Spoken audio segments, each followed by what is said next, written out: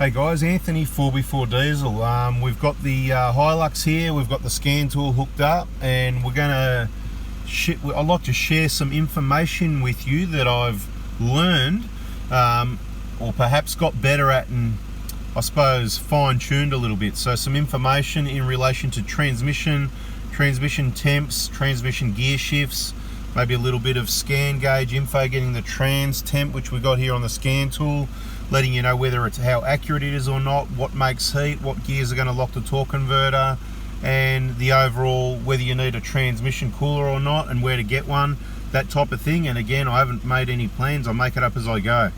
So firstly, absolutely awesome, I've got to say, better than what I thought.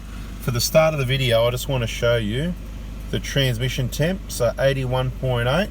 We'll just have a little chit chat about a few things for a minute, and later in the video what we're going to do is we're going to disconnect this scan tool and plug in the expensive scan tool. Don't worry what it is, you don't want one unless you're a workshop. If you're a workshop, then you go and get a snap-on or something and get the device, the smaller one, for about $3 grand, does all cars. That's the best value for money in my opinion, that does everything. But if you've got, if you're a DIY and you're going to spend $3 or $4 grand on a scan tool, you're nuts.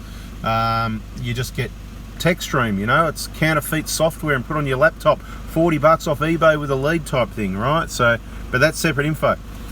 Don't worry about the scan tool for all the people that ask. But see, I do answer your questions. You've just got to keep watching, subscribe, turn the bell on. I've said it in older videos, I've said it now, and I'll say it in new videos. If you don't subscribe and turn the bell on, you're going to miss out. And when you watch those videos, if you've got time, just go back and watch an extra one or two of the old ones. Check out the playlists in particular. Now, a few things. Firstly, you've seen the auto temp. I want to give you an idea of the climate here at the moment. I've got the engine running so that you can see how fast the transmission cools down when it's sitting at idle. See, 78.7 now. I'm going to give you some information about that sensor, the heat. I've got a whole heap of things, and I'm going to forget some, so subscribe and turn the bell on. Okay, so this is the 2013 Hilux with the 4-speed auto. Okay, now I'm very happy with the transmission. Now, not owning one, I've never owned one with a 4-speed auto before. I find it, you know, they're a bit sluggish on takeoff type thing, because the gearing's a bit tall for a 4-speed, if you know what I mean, takeoff in first, right? So, but look, it's not a race car, and although you don't feel the power, if you look at that needle there, it sort of starts picking up quite quickly, and they go bloody good for a 4-cylinder diesel, so there's no issue there. Torque converter locks in third and fourth. Most people already know that keeping the torque converter lock is how to keep the heat down. I'm going to give you some information that's relevant today. We're expecting temperatures of about mid-20s to 30 degrees. We've been doing a lot of driving with the scan gauge in place, checking that transmission temperature. The coolant temperature is good. We can tell you about that as well if you like. In temperatures that are not, most of the driving's been done in climates around the 20-degree mark at the moment, including a fair bit of highway speeds, up and down undulating hills type thing, more up than down I'd probably say. And generally, like all the 1KDs, the coolant temperature sits on about 83 degrees at idle. Rarely do we see anything other than that. Our 120 sits on about 85 because the thermostat that we replaced a couple of years ago is 2 degrees out at idle. No other issues though, so we're not going to go in there and change it again at this stage, but I did keep the old one, and I say to everybody, don't change your thermostat, and don't change your thermostat. See, lots of information gets mixed into all sorts of titled videos, so you've really got to watch the whole thing because you never know what you're missing.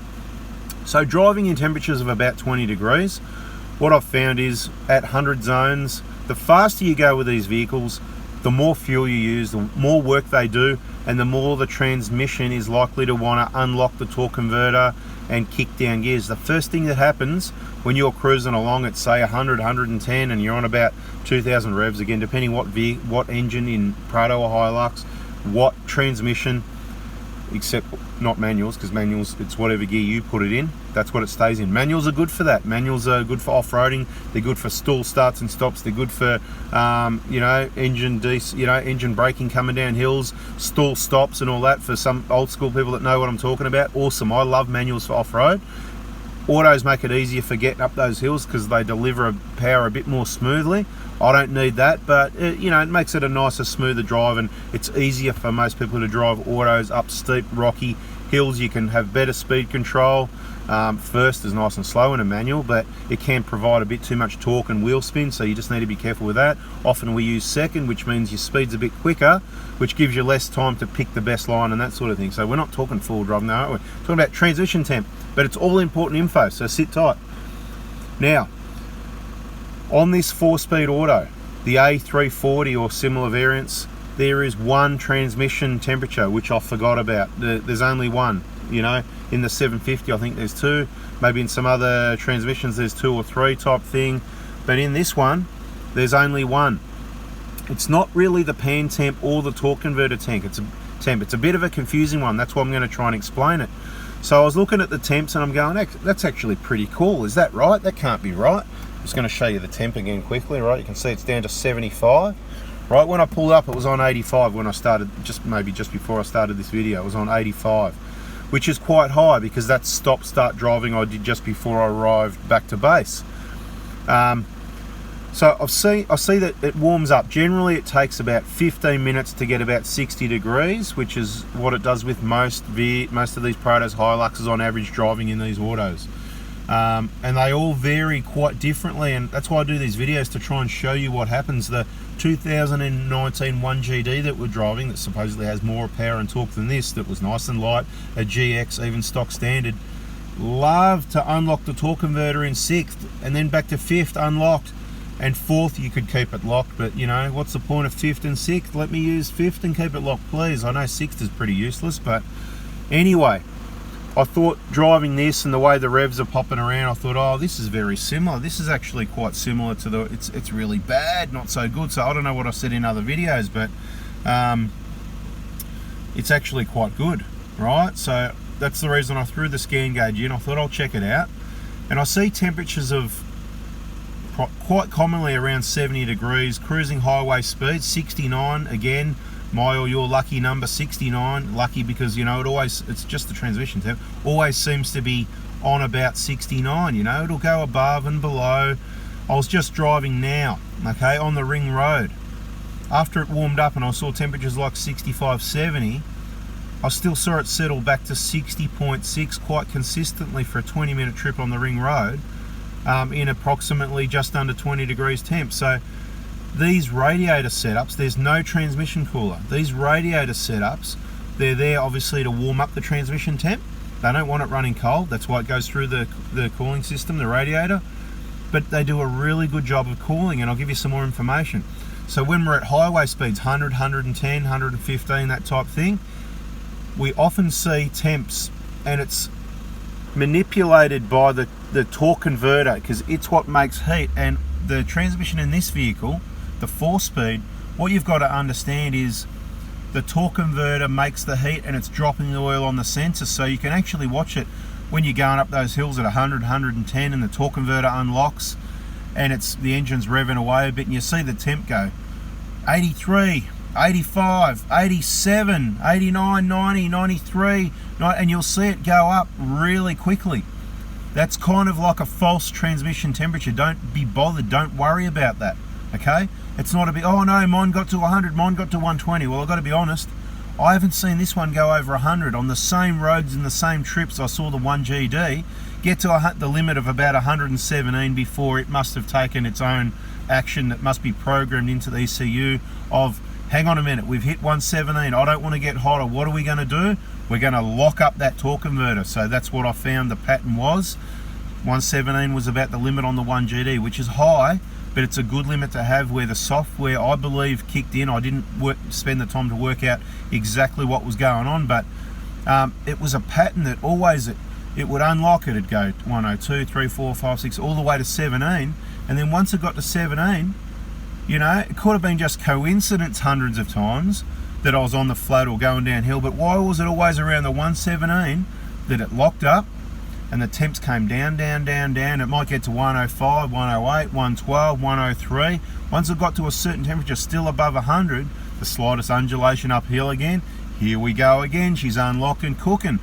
The 120 with a 5-speed doesn't do anything like that. I love the 5-speed auto for so many reasons, but we're not going to talk about this in this video. We've talked about it in many other videos. I reckon we've probably got a playlist, not a tray list, a playlist with transmission temperature information.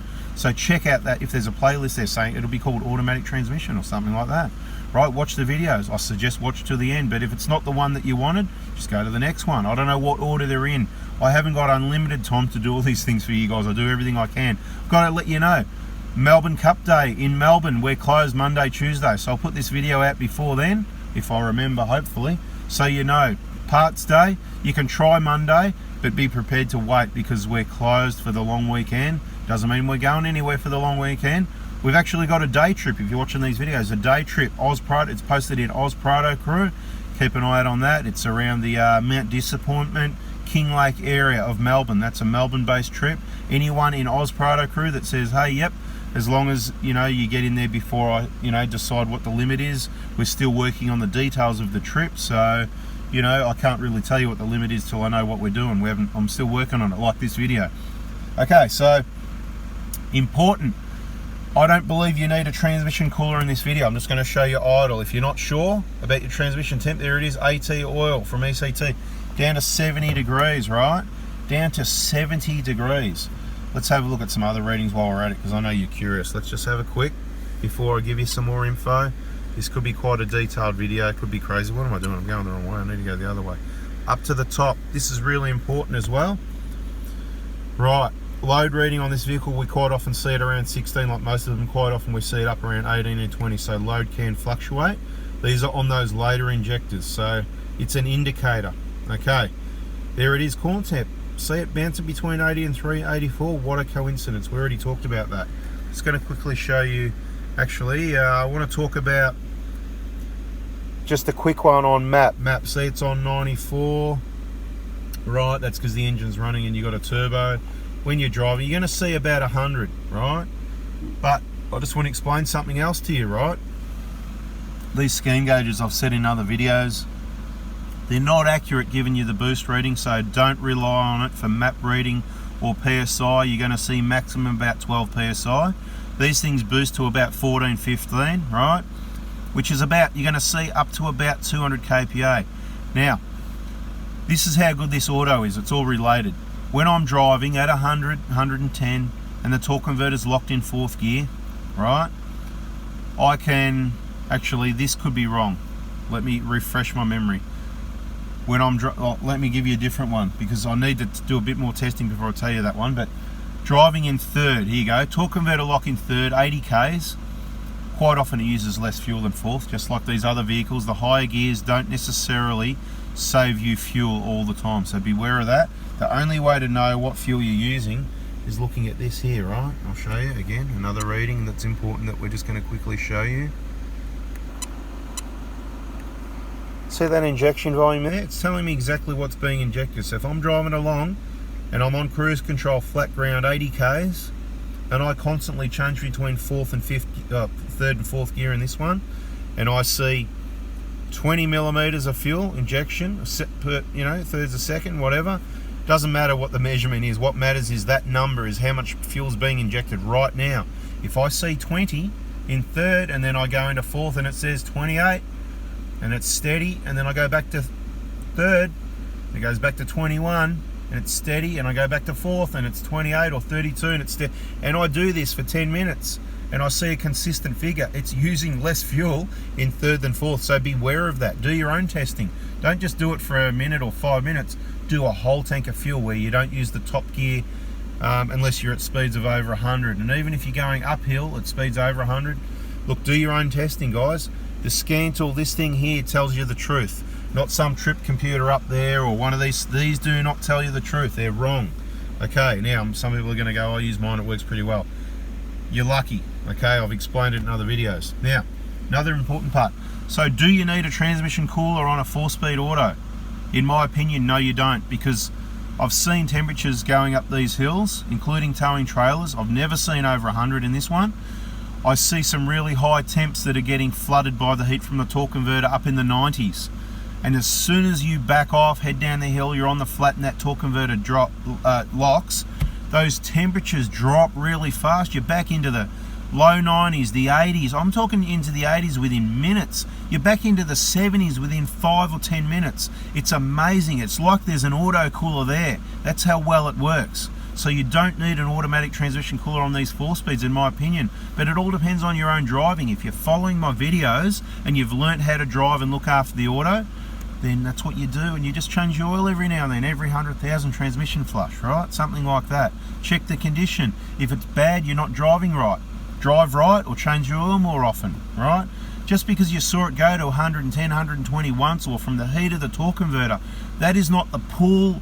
It's not the temperature of the pool, the whole pan, you know, the whole bucket, the whole load of oil. It's just where that torque converter heat was dropping near the sensor. That's why it dropped so quickly, because it wasn't the real temperature of the pool of oil, if you know what I mean. It's like, you know, you're doing the dishes, right? The water's cold, turn on the hot tap, it's coming in at say 45. Oh, it's a bit hot, I'm burning my hands. Move your hands over the other side of the sink, it's not that hot. Stir it with your hand. That's what's happening with the transmission. It's stirring up consistently, it's getting pumped around, and you're getting a temperature, which there's, as I've said at the start of the video, there's only one available for these transmissions. Okay, we're going to go back to the trans. I'm just going to slide that in. Quick look at the trans temp. Look at that, 67. Miracles happen. This is what I'm saying. How does that happen? It's running through the radiator. I've got to promise you something, guys. If you do this in a 5-speed auto of a 1KD like our Prado, you'll see it in this time. If I saw 90 when I stopped or something, and I stopped and I oiled this long, you'll see about 83 most likely, because it's in the radiator with the coolant temp. Back to the coolant temp. Let's look at that. Really explanatory video, these. I hope you like it. Now's the time to hit the like button. Look, coolant temp 83. See what I mean? We knew that's what it was going to be, right? Boring looking up here? Well, don't worry about me. You don't need to see me. Just look at the vehicle. That's what we're looking at. I need to concentrate not on if I've had a shave, or if I've cut those nose hairs or ear hairs, or if I've got a big fat acca on my nose. It's not about me. I don't need to be famous. I don't want to be famous. We'll just look at the vehicles, all right? If you want to see me, come to the Prado Hospital and get your vehicle worked on, this sort of thing, or, you know, come out on a day trip. Make sure you subscribe on both YouTube channels. We're going to start doing some more trips on our other YouTube channel, 4Before Adventures. This one's where the mechanical information's at, but this is borderline handy for those touring people. So we're going to do videos like this and put it in the touring group. So if you're not subscribed with the bell on there, you're going to miss out. If you want a transmission cooler anyway, because but I live up in Darwin, or I live up in Mount Isa, and I tow a lot every day, and I know it gets hot, no problem. We've got a solution for you, and all the regulars already know. It's kaon.com.au. They've got the best transmission coolers and cooler brackets. They don't make the coolers, but the coolers, I believe, are Australian made. They're one of the best brands. They make the brackets in Australia. They put the kit together. Check out their website, kaon.com.au. I'm just saying, if you drive it right, I know how to drive it. I can teach you how to drive it. I've taught you how to drive it. So watch the videos in the transmission playlist and learn how to drive it. Keep the torque converter locked. Now, I don't know what else I've got in this video. We're up to 18 minutes. Yes, right now we're just going to have a look at that transmission temp one more time, and I'm going to tell you again what I say. 67.5, it's gone steady. So in cooler temperatures, you're going to see temperatures even as low as near 60. If you had a transmission cooler, you're going to be freezing your transmission oil. It's never going to warm up. A 20-minute trip in cold weather, it's never going to warm up. So you've really got to consider if you need a transmission cooler or not before you go and waste your money and possibly make the vehicle a bit less reliable by someone fitting that up by components that aren't engineered as good as Toyota, right? I won't be putting a transmission cooler on this Hilux with a 4-speed auto. It doesn't need it. I don't have one on our 120 Prado with a 5-speed auto. With me driving, it doesn't need it. I rarely see over 100 degrees. The 1G FTV with a 2.8, not only did it need a bloody transmission cooler, it needed a complete software remap, because it's what causes the problem. It was unlocking too much. Everyone's transmission oil is cooking. You can add a cooler if you like, again, kaon.com.au, but it's a band-aid fix. It's going to keep the oil cooler, but it's not solving the problem. We've ordered a new Prado. I've told you about that. Stop buying new cars. Do as I say, not as I do. Stick with the 1KDs, last of the best. That's in my opinion at this stage. We ordered that in May. It's nearly the end of the year. No news of when it's coming. It keeps getting delayed like all other parts, new cars and other components and shortages we've got around the world and in Australia due to what, well, to be quite honest, it's not COVID. I shouldn't even say it. It's what governments do and what they're doing to people. But that's another story, and we're going to try not to talk about that. But it could be coming in other videos because it's the truth. You need to do your own research. Think outside the square. Don't be a sheep. Think about it. Don't just believe everything. Just think about it and do your research. Does that make sense? Anyway, obviously I'm stupid, and I'll just go get my tinfoil hat and put that back on. Here's the information. I don't just know about cars, believe it or not. Okay, transmission temps we've seen quite commonly on highway speeds. Even though we might have seen 80, 90, up near 100 on some of those hills, really quickly I've explained it's back down to 70. Today it was around 60. Right now we rocked in at about almost 85 because stop-start at the lights. That's where they make their heat because the torque converter's slipping. Once you're at cruising altitude, you shouldn't make too much heat. I generally didn't see over 85, but there will be another video to let you know if I see temperatures over 85. Now, important part of this video, if I can manage this, 65.6, I'm going to put this to the side, I'm going to switch it off, right, and what I'm going to do, if I can, live, we're going to fire up this, try and find this plug for the damn scan gauge, see if it's there. Let's see if I can get it. Where did it go? I chucked that up there somewhere so I didn't trip over it. Got plenty of other wires up there that someone's, hang on a sec. Just sit tight for a minute, watch that scan gauge for me, let me know when it comes on. And I'm going to get down here and find where that damn plug went. Where is it? Come on. I've tucked it up there so we didn't trip over it while driving, and here it is. Right, here we go. It's going to come on in a minute. And there's some other wires up there from someone else's bloody dodgy installation that's going to end up coming down on someone. So I can't help myself. That's got to be sorted out almost immediately as well. Okay, so we'll tuck that up. Sorry about the delay, guys, but we're almost there. We're about to plug it in. There it is. Getting plugged in now. Now you've got to assume the temperature's about the same. It was on a downward trend, but I wouldn't expect to see much more of that. Scan gauge is on. Connecting. Okay, here we go. It's just going to take a minute. There it is. Correct. So we know that our scan gauge is giving an accurate reading. And I'm going to just quickly show you in this video how to see the minus on the boost. I'm going to show you a little bonus for hanging around. Unbelievable, isn't it? Right. Now we need that to go off, so we're just going to let that screen go off. This is how you fix it, guys. It's worth waiting until the end of the video because you get all these little bonuses. Okay, it's gone off. So this is what we need to do, right?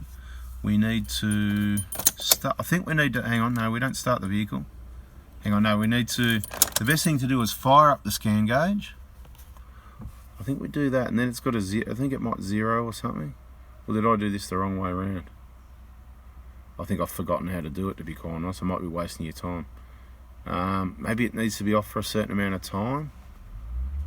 Let me think about this. What am I doing? Yeah, there's a way to...